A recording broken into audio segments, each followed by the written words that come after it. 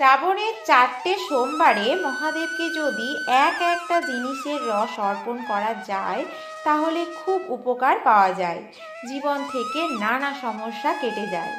শ্রাবণ অত্যন্ত পবিত্র একটা মাস।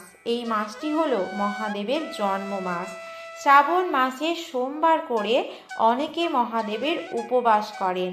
এই বছর 4টে সোমবার রয়েছে।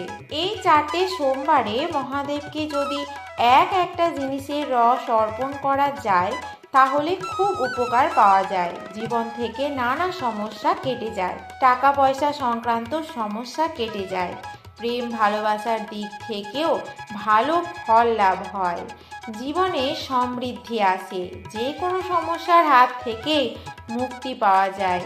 পরপর 4টে সোমবার একটা রস অর্পণ করতে হবে।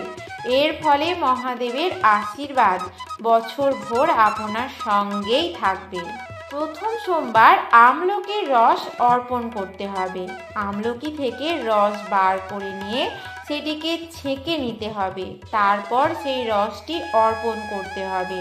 খেয়াল রাখবেন রসটির মধ্যে যেন কোনো আমলকির কুচি বা অন্যান্য কোনো ময়লা না থাকে।